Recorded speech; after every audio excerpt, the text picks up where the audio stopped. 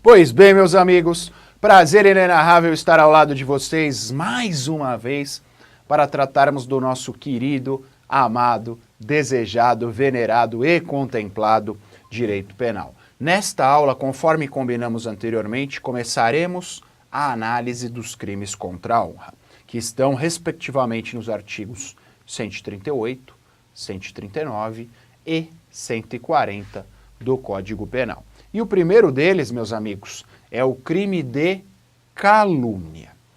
Por calúnia, nós podemos entender o seguinte, e eu quero que vocês atentem a isso, alguns aspectos extremamente importantes da calúnia.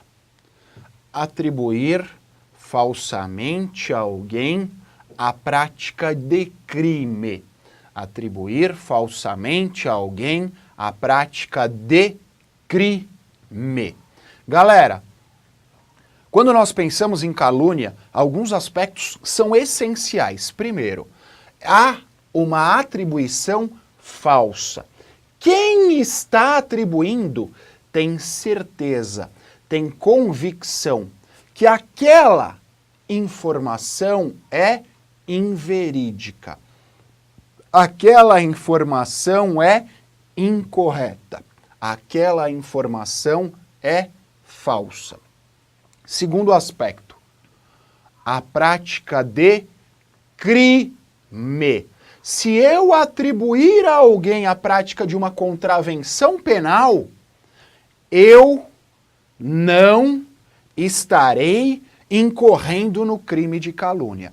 É necessário que haja a atribuição da prática de um crime. Beleza, galera? E é necessário que isso seja especificado. Especificado como, Acácio? Especificado como, Acácio? Você especifica qual crime é cometido por aquela pessoa.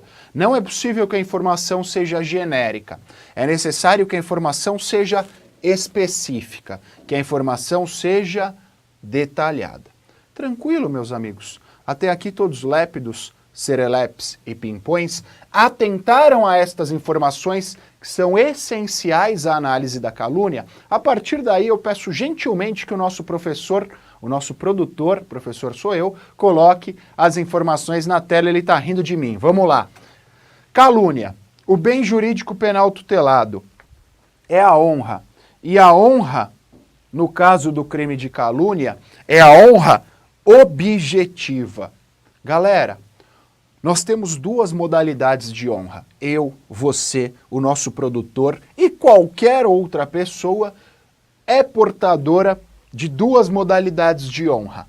A primeira delas é a honra objetiva. O que é a honra objetiva?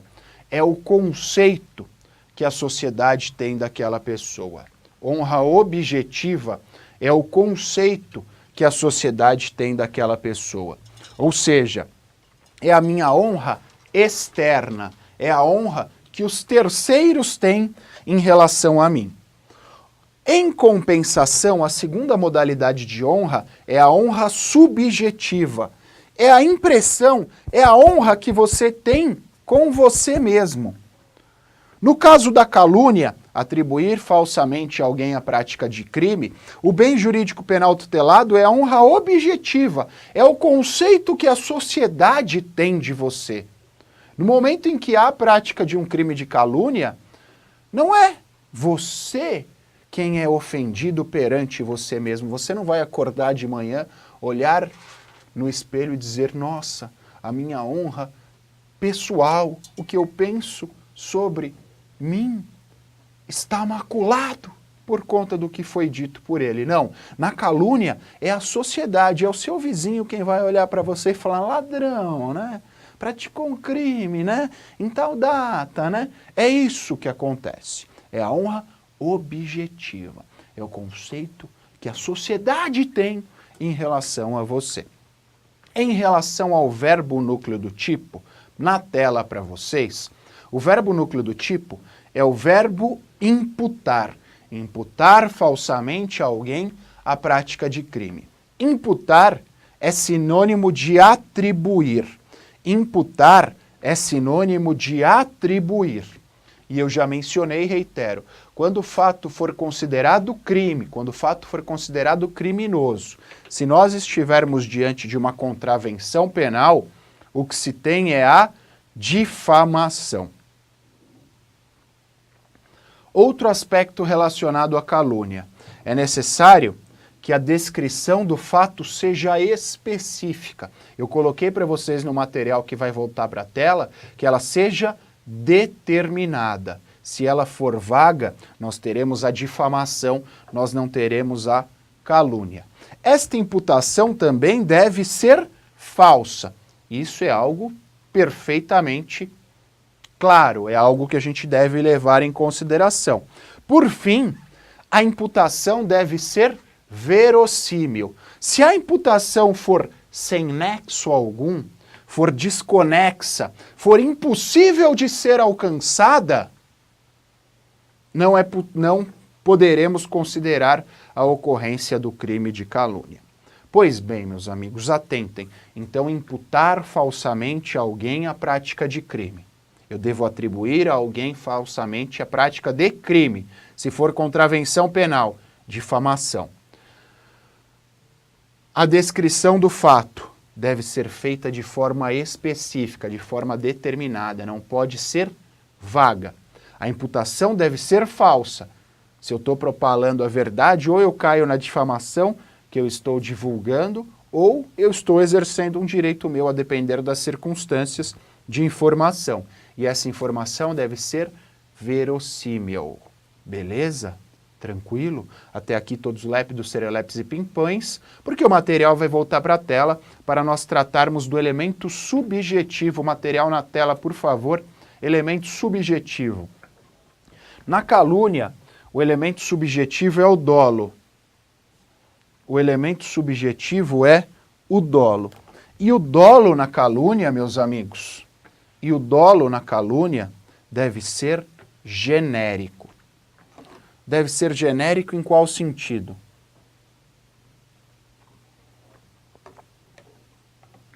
Não há nenhum elemento apto a especificá-lo. Então basta a presença do dolo. Não há nenhum especial fim de agir do sujeito ativo.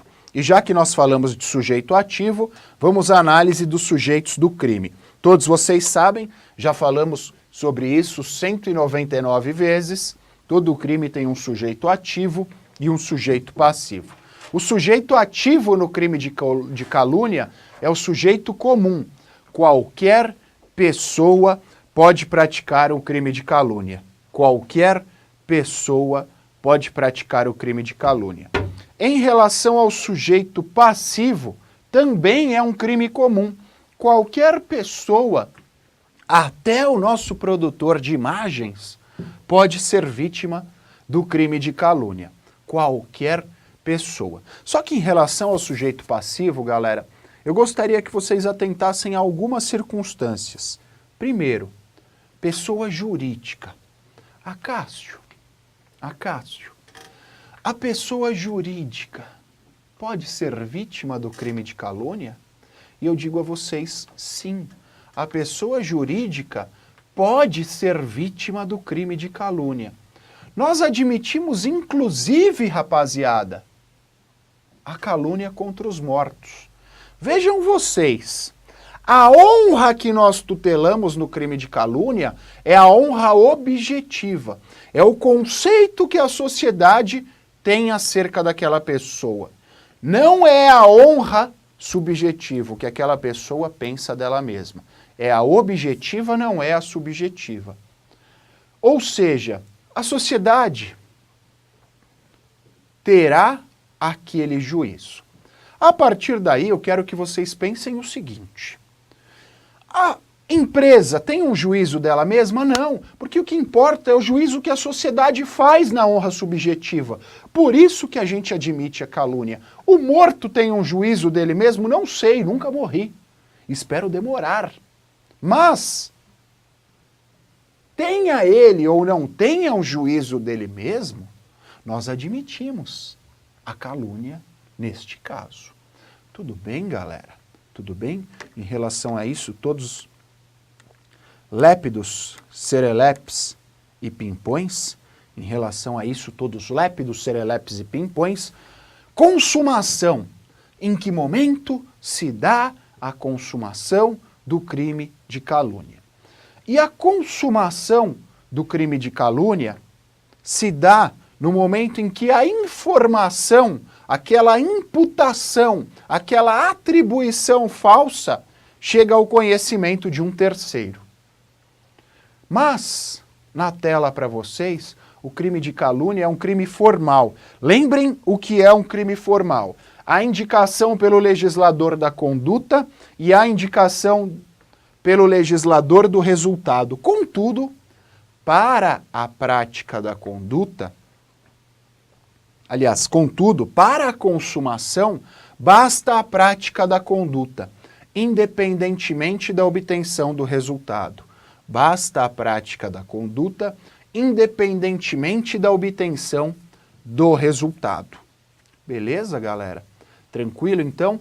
Consumou quando atribuiu ou imputou, independentemente daquele terceiro que teve acesso a esta informação, tê-la levado em consideração efetivamente ou não. Galera, eu mencionei a vocês que os crimes formais por vezes admitem a tentativa, por vezes não admitem a tentativa. Neste caso, galera,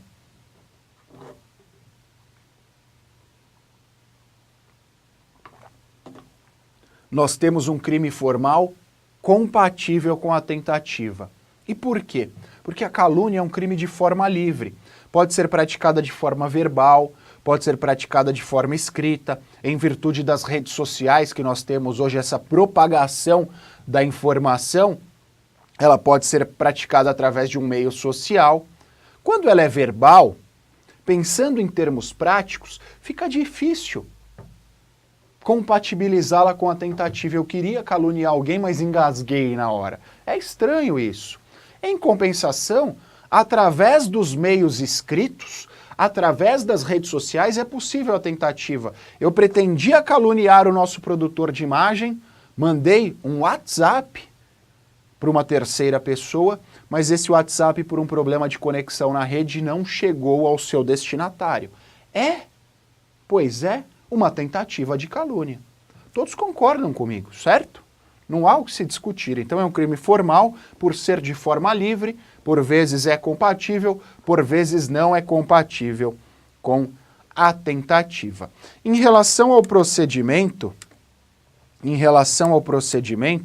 a pena do crime de calúnia nos leva à aplicação do procedimento sumaríssimo. Já tratei com vocês inúmeras vezes. O 394 do CPP fala quais são os 3 procedimentos comuns, de acordo com a quantidade de pena máxima. O procedimento sumaríssimo da Lei 9.099 de 95 é um procedimento comum em relação àqueles crimes cuja pena máxima seja de até 2 anos. É o caso da calúnia. Portanto, o procedimento a ser adotado no crime de calúnia é o procedimento sumaríssimo. Portanto, o procedimento a ser adotado no crime de calúnia é o procedimento sumaríssimo. Ocorre que eu gostaria que vocês atentassem à grande peculiaridade dos crimes contra a honra. Há quem diga, e a pessoa está correta, que no caso dos crimes contra a honra nós temos um procedimento especial relacionado aos crimes contra a honra. Isso está perfeito. Então, no caso da calúnia, da difamação e da injúria, a gente tem um procedimento especial que é complementado pelo procedimento sumaríssimo. Eu aplico as especificidades desse procedimento especial, que são poucas, é a questão da exceção da verdade, e aplico também as regras do procedimento sumaríssimo. Beleza? Só que, olhem atentamente aqui para o tio de vocês. A grande especificidade procedimental dos crimes contra a honra é a utilização da ação penal privada. É a utilização da ação penal privada. Ou seja, galera, a calúnia, a difamação e a injúria, via de regra, nós temos exceções que serão mencionadas no momento oportuno, estão sujeitas à ação penal privada. Com a calúnia não é diferente. E há um doutrinador muito bom, Acácio Miranda, um livro da Saraiva, que fala do GCRIM, e eu trato disso, onde eu digo que a transação penal é possível nas ações penais privadas. Há uma divergência, há quem diga que não, há quem diga que sim. Eu digo, amparado pelo professor Luiz Flávio Gomes, pela professora Ada Pellegrini, pelo professor Antônio Magalhães Gomes Filho e pelo professor Antônio Scaranz Fernandes, que são os autores da Lei 9.099 de 95, eu digo, amparado neles que é possível, porque eles têm uma obra também que eles dizem que é possível, porque a grande razão da utilização da transação penal é evitar uma ação penal desnecessária. E se a gente quer evitar uma ação penal desnecessária, isso tem que ser compatível com a privada e com a pública também. Beleza, galera? Tranquilo? Um outro aspecto diz respeito à diferença entre a calúnia e a denunciação caluniosa. Na tela, para facilitar a compreensão. Calúnia imputa a alguém perante terceira pessoa. Na denunciação caluniosa do artigo 339 do Código Penal, eu levo essa imputação ao conhecimento da autoridade pública. Primeira diferença. Segunda informação. Na denunciação caluniosa, esta dá ensejo à instauração de um procedimento extrajudicial ou de um procedimento judicial. A denunciação caluniosa dá ensejo à instauração de um procedimento extrajudicial ou de um procedimento judicial. Segunda diferença, a calúnia, nós estamos estudando isso agora, é um crime contra a honra. A calúnia é um crime contra a honra. Ao passo que a denunciação caluniosa é um crime contra a administração da justiça. É um crime contra a administração da justiça. Por fim, eu mencionei a vocês, a contravenção penal jamais configurará calúnia. Pô, Cássio, você está batendo bastante nesta questão, porque cai muito, velho, porque cai muito. A contravenção penal não configura calúnia. A contravenção penal configura denunciação caluniosa por força do artigo 339, parágrafo 2º do glorioso Asminapira no CP. Tranquilo, meus amigos, eis, portanto, as distinções entre a calúnia e a denunciação caluniosa. Nós temos no 138, parágrafo 1º, condutas equiparadas à calúnia. São dois, aliás, os verbos núcleos do tipo. O verbo propalar, pensem na origem etimológica do italiano, é o parlar, aqui o propalar funciona da mesma forma, então é uma conduta equiparada quando verbalmente eu faço isso em relação à calúnia e o divulgar. Eu mencionei a vocês anteriormente as redes sociais. Se eu faço a divulgação, não fui eu responsável por caluniá-lo inicialmente, mas se eu faço a divulgação desta calúnia através das redes sociais, eu estou incorrendo numa conduta equiparada à calúnia. Há a responsabilização da mesma forma. E o mesmo artigo 138, parágrafo 1º, fala da compatibilidade da calúnia com o dolo eventual. Vejam vocês que o 138, parágrafo 1º diz o seguinte: aquele que a propala ou aquele que a divulga sabendo falsa imputação. Já mencionamos inúmeras vezes estas circunstâncias. São 3 os elementos do dolo eventual: assumir o risco de produzir o resultado, a indiferença em relação à produção do resultado e a previsibilidade na produção deste resultado. Prevejo, assumo e denoto a indiferença. Sei falsa informação e mesmo assim a propalo, estou incorrendo numa conduta equiparada à calúnia que decorre deste dolo eventual por nós analisados. Em relação à calúnia, é importante nós frisarmos, nós reiterarmos, porque eu já frisei anteriormente, procedimento especial dos crimes contra a honra, que é aplicado conjuntamente com o procedimento sumaríssimo da Lei 9.099 de 95. A calúnia admite exceção da verdade. A calúnia, por força do artigo 138, parágrafo 3º do Código Penal, admite a exceção da verdade. Esta exceção da verdade é classificada processualmente como um incidente processual e também é um incidente prejudicial. Por que ela é um incidente processual? Porque ela impede a análise do mérito. Enquanto nós não resolvermos esta questão, não haverá a análise do mérito. E mais do que isso, ela impede que seja solucionada esta questão antes da solução daquela questão. Então nós estamos vinculados à exceção da verdade. Eu não posso ter início, eu não posso dar início à ação penal antes da solução da exceção da verdade. Por quê?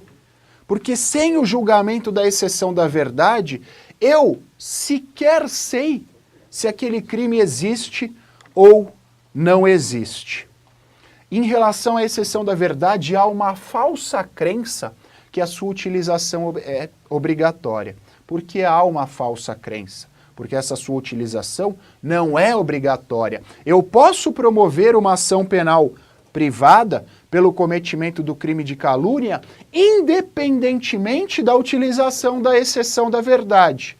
Quando eu digo independentemente, eu estou dizendo que a utilização da exceção da verdade não é obrigatória. E por fim, para nós encerrarmos este bate-papo, o mesmo artigo 138, parágrafo 1º, tem alguns incisos. Estes incisos tratam das hipóteses onde a exceção da verdade não é admitida. Atentem vocês ao seguinte: são circunstâncias, são hipóteses, são exemplos, são casos onde eu, você e o nosso produtor de imagem, ninguém poderá lançar mão, ninguém poderá fazer uso da exceção da verdade. Na tela para vocês, por favor. Primeira hipótese, 138, parágrafo 3º, inciso 1. Quando o fato imputado está sujeito ao julgamento através de ação penal privada e o ofendido não foi condenado por sentença transitada em julgado. Atentem ao seguinte: a calúnia é imputar falsamente a alguém a prática de crime. Quando aquele crime que eu supostamente imputei falsamente a alguém é objeto de julgamento, através de ação penal privada, e ainda não há o trânsito em julgado, eu não posso propor a exceção da verdade. Então leve em consideração um exemplo. Supondo que eu diga que o nosso produtor de imagem cometeu um crime sujeito à ação penal privada, e ele está sendo julgado ainda por este crime sujeito à ação penal privada. Enquanto não há o trânsito em julgado disso, eu não posso propor a exceção da verdade. Não é possível a propositura da exceção da verdade. Em relação a isso, na tela, por favor, eu coloquei um excerto que existe desde a época de Francesco Carnelucci, 1500 e pouco, 1700 e pouco, aliás, que ele fala num livro chamado As Mazelas do Processo Penal. Eu coloquei aí para vocês o seguinte: a publicidade dada à ação penal pode ser mais prejudicial ao ofendido pelo crime contra a honra que o fato deste suportar a impunidade do autor desta conduta.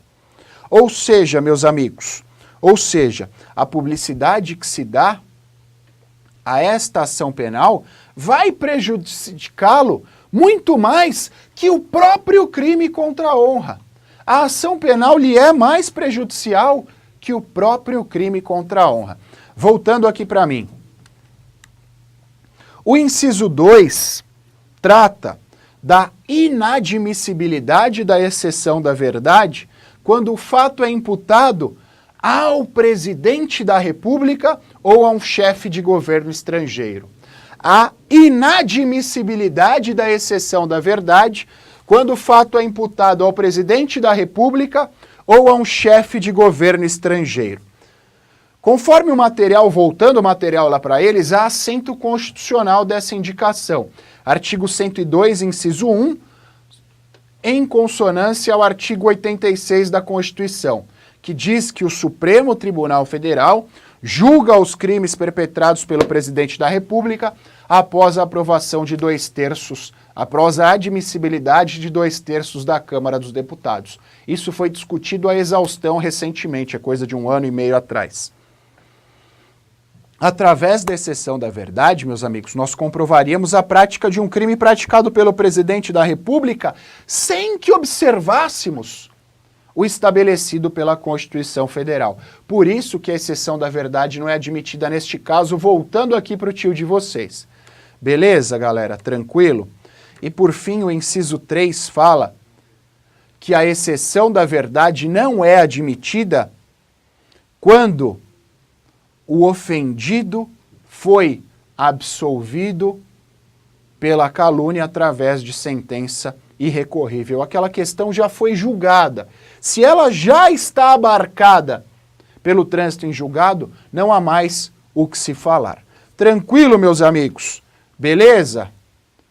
Até aqui todos lépidos, serelepes e pimpões. Por quê? Nós temos um próximo crime contra a honra, que é a difamação, que será estudado por mim e por você no nosso próximo encontro. Prazer inenarrável estar ao lado de vocês. Valeu, abraço, tchau!